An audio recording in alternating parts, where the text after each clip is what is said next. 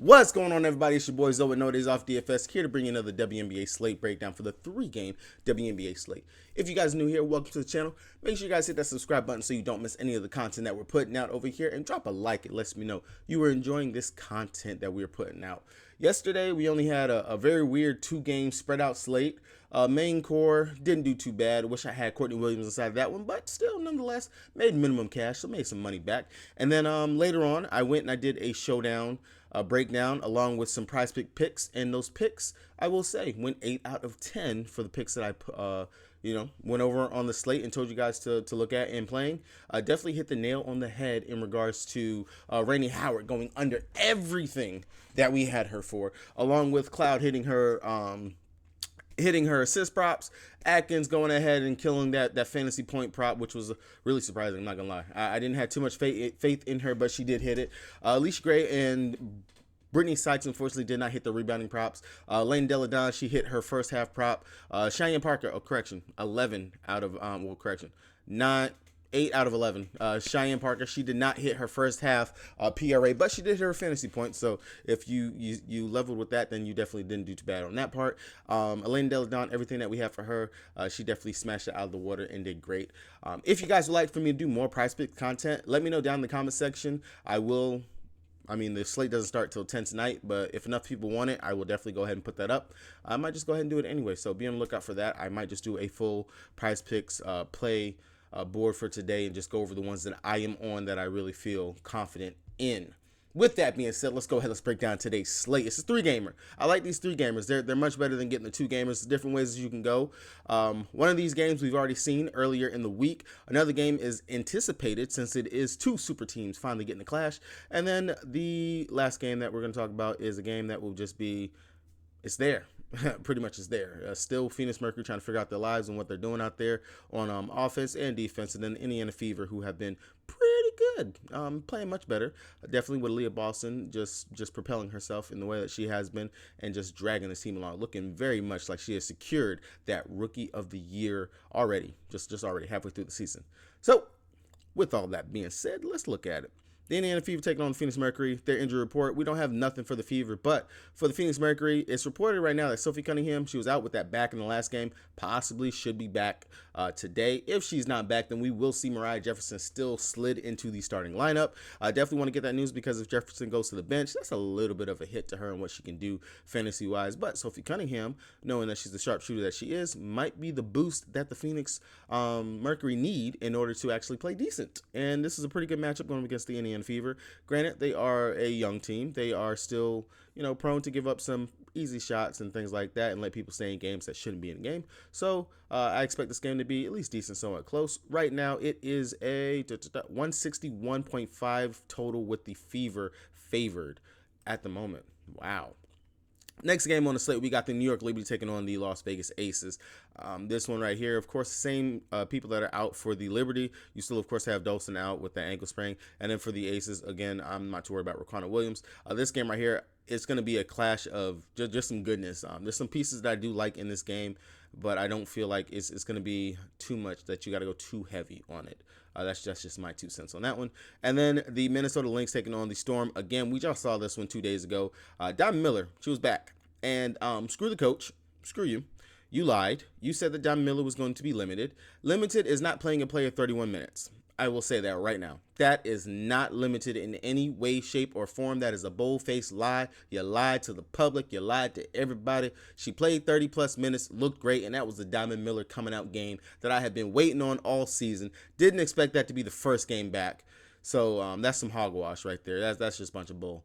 And then, of course, Jessica Shepard, she is still out, so I'm not too worried about that. And then for the Storm, we just need to know if Horson's going to be in or out. That's going to be the biggest thing, because if Horson's going to be out, then, of course, the bench mob for the Storm, there's some players that get a big boost if she's going to be out. And then on top of that, also the starting lineup, we might possibly could see a shift in the starting lineup because they ran a pretty heavy lineup in the second half, where Mercedes Russell, I want to say she played like 2 or 3 minutes in the second half, and they really relied on Sammy Whitcomb and Jesus, how do you say her name? I'm gonna butcher it trying to just say it off the top of my head.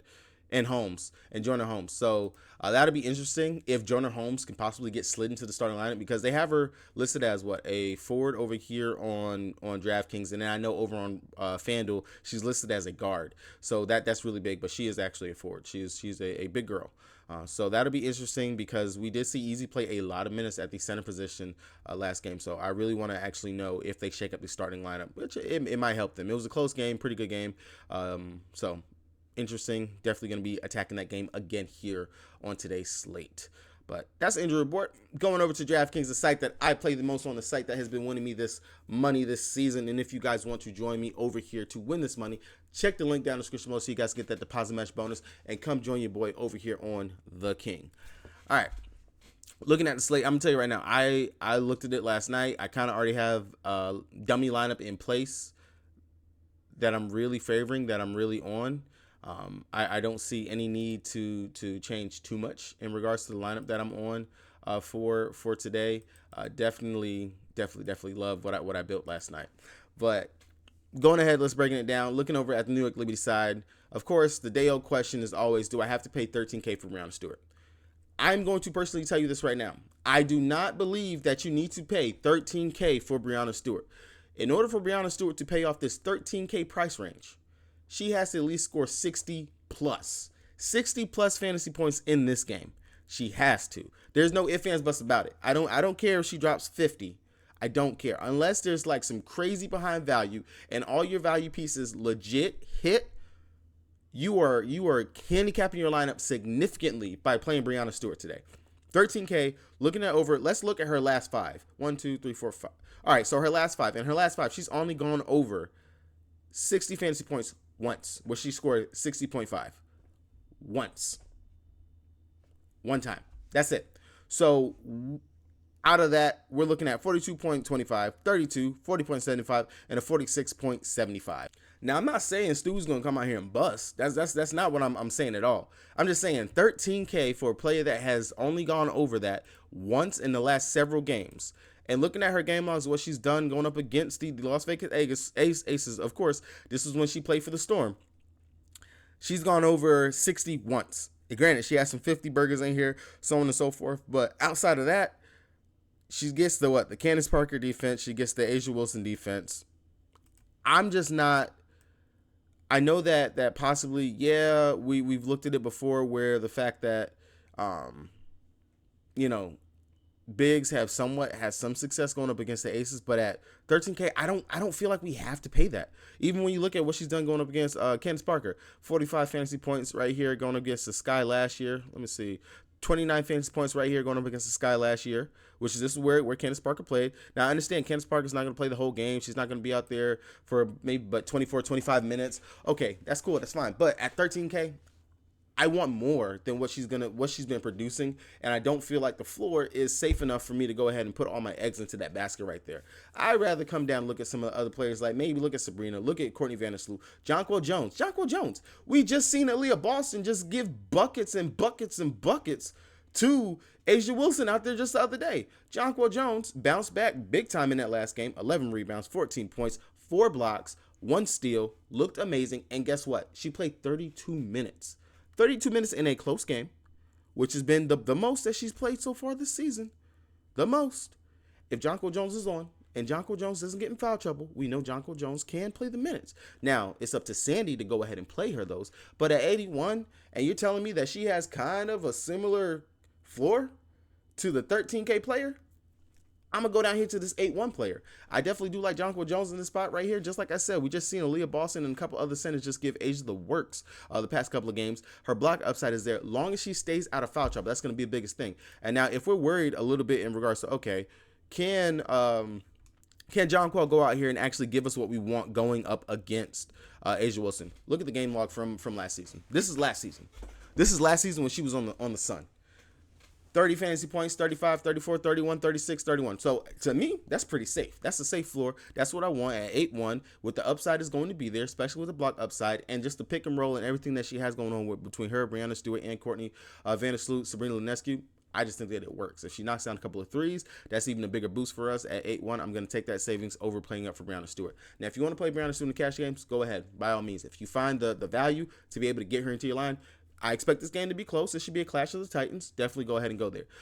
Sabrina Ionescu, Courtney Vandersloot. Sabrina, she's up and down. Of course, I normally don't attack guards going up against the Aces because they actually have pretty good defenders up there. She's coming off of a stinker game last time out going up against the Sun. She struggled, only had 19.75 fantasy points. So if you want to, you definitely can switch this up and go with someone else in this spot. But looking at her game logs, I know that she's had one big blow up game going up against the Aces last season where she dropped 70 fantasy points.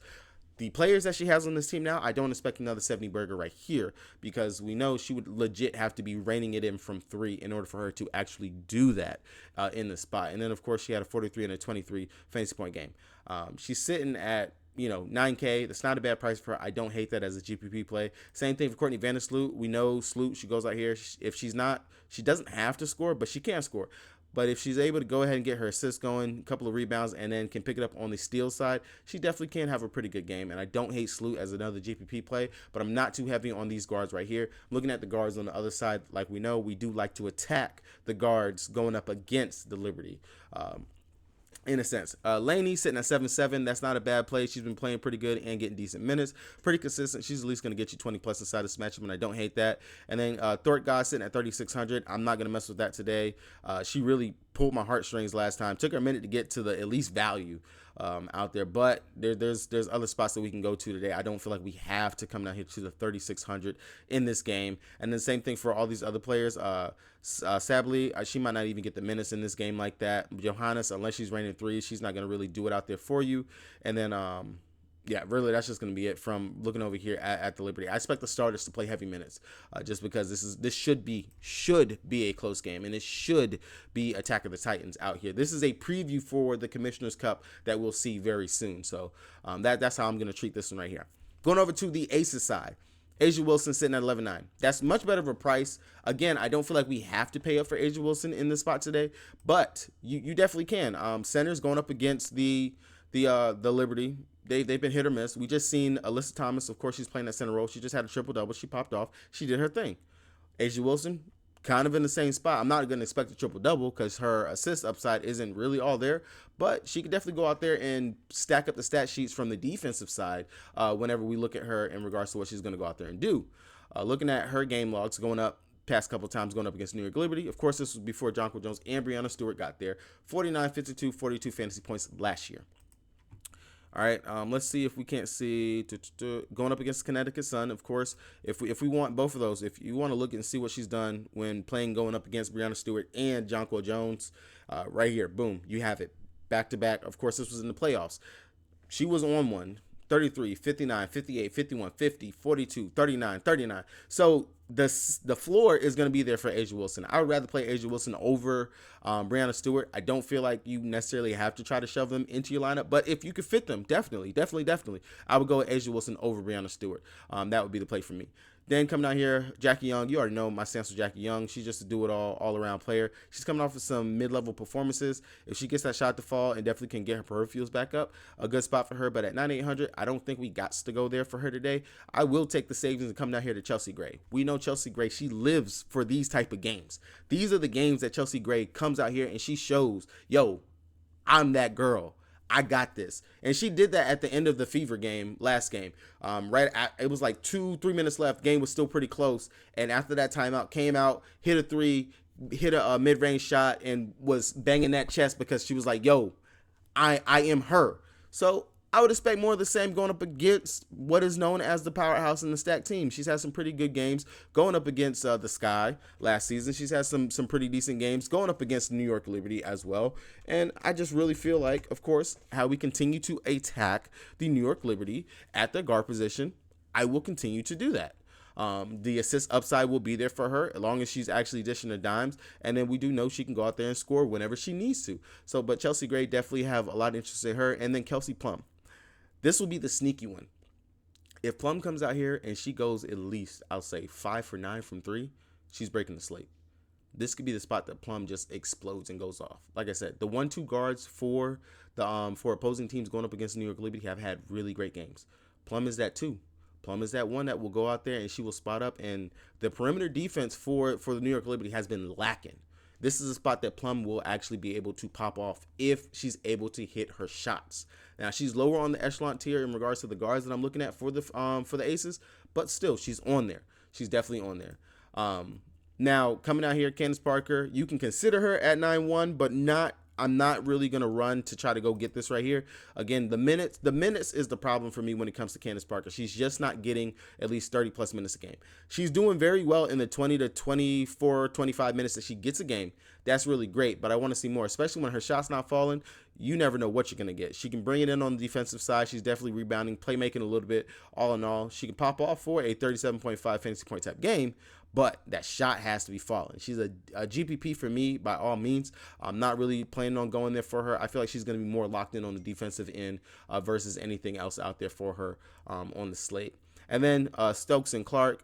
These are a coin flip. If you got to come down here to value, I don't think you need to. There's better value on the slate, but we know these two will get the run off the bench versus everyone else. We don't got to worry too much about anything else right there whenever it comes down to it. And that's going to be it for the Aces of New York Liberty. Going over to the Fever and the Phoenix Mercury. This game right here, we've already seen it once early in the season. Now, I will say in that game, Aaliyah Boston, she got into foul. Well, I'd say, was it foul trouble? I'm pretty sure it was foul trouble.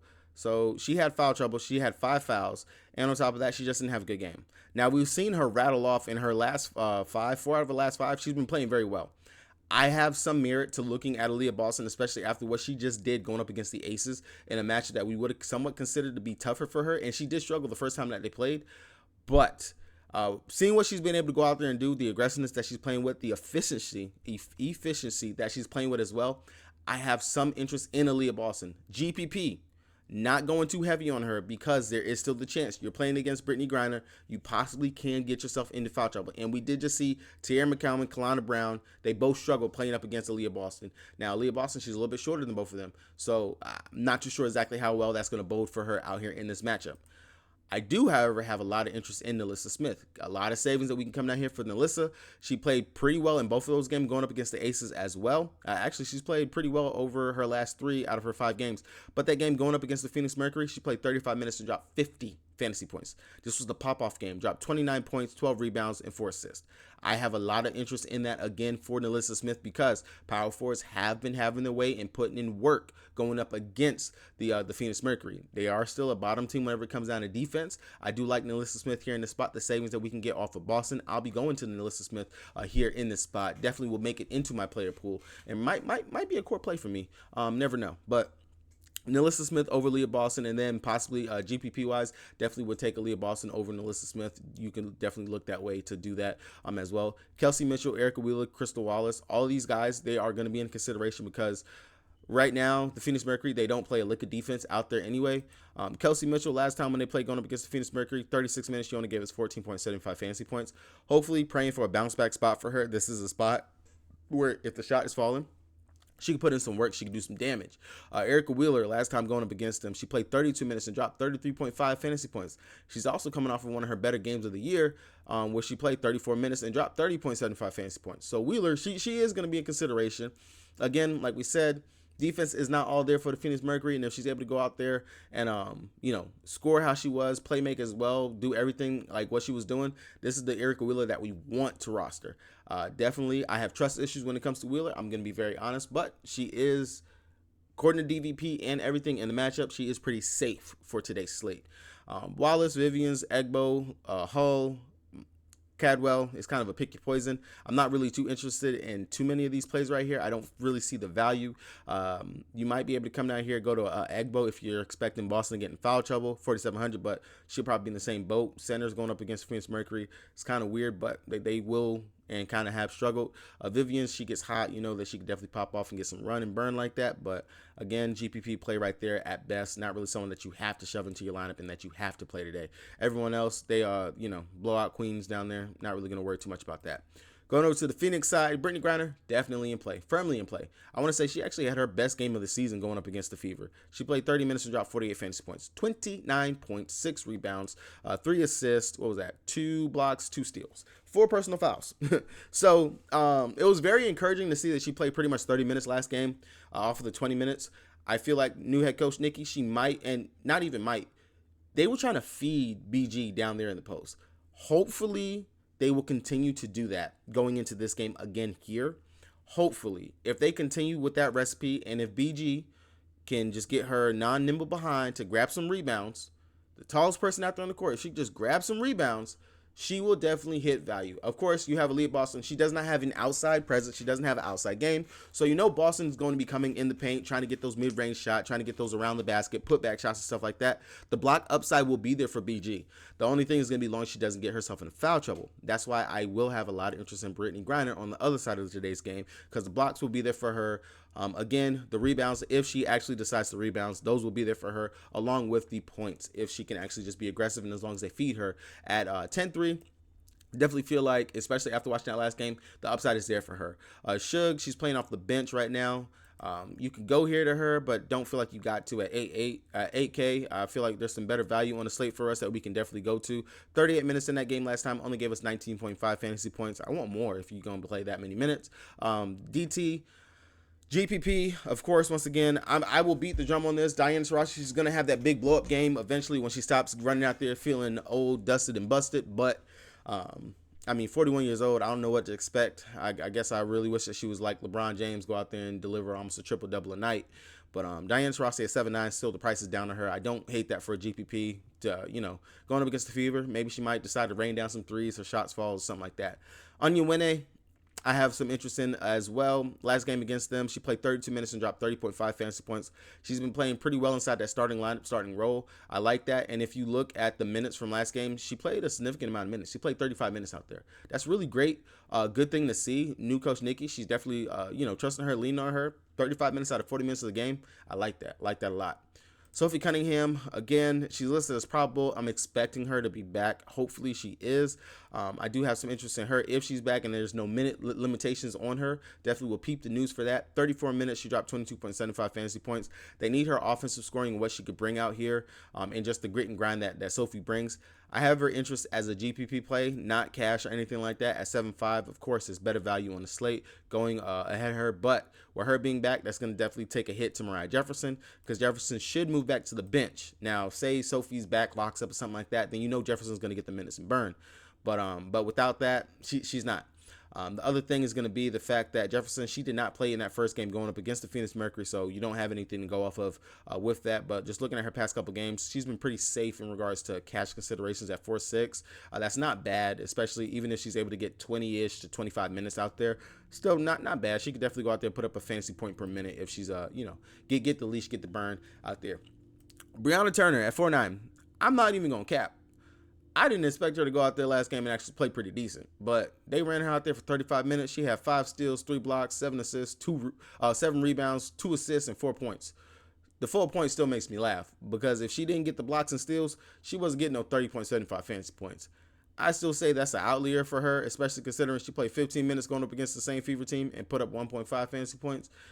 I still will not touch Brianna Turner with a 10-foot pole, but if you would like to play this right here, be my guest.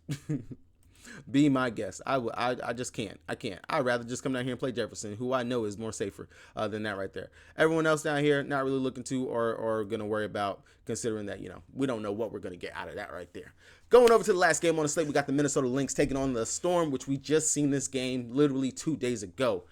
If you guys enjoying this content, make sure you guys hit the subscribe button so you guys do not miss any of the content and stuff that we're putting out over here on the channel. I definitely am enjoying the support and everything that we're getting from this. So please make sure you guys hit the subscribe button, drop a like if you are enjoying this. And if you want in my core, my player pool, prop plays, not only my stuff, but BK stuff and everyone for the No Days Off family that we have over here, check the link down in the description below so you guys can get into the Patreon. It's only $10, and I promise you literally make that back within your first week. You really do.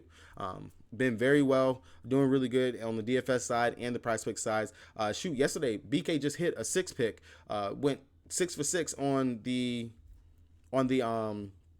prize picks board. So definitely check that out. We're hitting 6s left and right, power 2s, no house advantage, all the prop sides. We got all that stuff up there for you guys. So definitely check that stuff out down inside of the description below. All right, going over here to the New York. Going over here to the Lynx taking on the Storm. We literally just seen this, like I said, 2 days ago.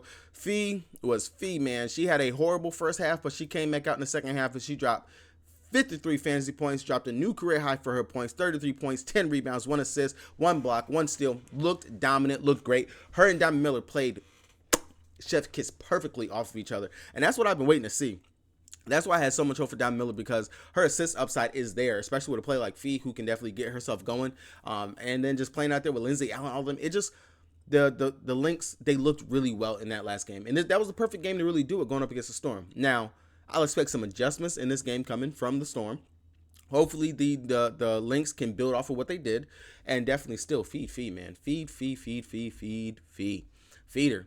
At 12K, I don't hate the price. Definitely going to be cash safe. Once again, like we said, she's pretty consistent what she goes on there and puts up. Even if she's laying it done in the first half, don't get scared. Don't worry. She's going to come through for you. She's going to come through. But definitely, looking back, going right there to her, don't hate that at 12K. And then, sorry guys, especially with Jessica Shepard being out, definitely don't mind that. The rebound upside is going to be there for her as well. Kelly McBride, she came out, she was hot. Went 4 of 9 from 3 out there. Only still dropped 23 fantasy points. Played 30 minutes. I want more than that from you, especially at 7-2. Again, there's better value on the slate, especially when you can come down here from Kelly McBride, go down here to Diamond Miller. Like I said, in that first game back, 31 minutes. The most minutes she's played all season was the issue that I really have with this. 31 minutes, and she dropped 32.5 fantasy points, 18 points, 5 assists, 4 rebounds, 1 block. Looked great out there, nimble. I really feel like the time on the bench definitely helped her in regards to her game, because the game sometimes slows down for you whenever you're able to watch and just see some of the things that you're not able to see when you're on the court, and understand what the coaching staff and stuff are trying to get you to understand, better. So Diamond Miller, definitely don't mind going back to her here over Kayla McBride. The upside is there for her as well. And then Dorka, she actually had a pretty decent game herself out there in 29 minutes. Had a double-double, 32 fantasy points. So literally, Collier, Miller, Dorka, all of these are in consideration for cash games if you're asking me. And then McBride will be the GPP. Now, Lindsay Allen, she, of course, is going to be probably the cash chalk of the slate, and honestly, the value chalk of the slate. Sitting at 5'6", we know she's going to get the start once again. The assist upside, that was the thing that I said. The assist upside is there for her. Tiffany Mitchell, she's going to be out for a minute, so Lindsay Allen's going to be starting for a while. The assist upside for her is there always. The rebounding is going to be there. She does a lot on the peripheral side. It's if she can get her points to go. Now, she came close to getting a double-double with the assist. She had 11 points. She popped off towards the end of the game, went 5 of 7. She's pretty efficient. I would expect that again for her here at 5'6". I don't hate the price jump that she got as well.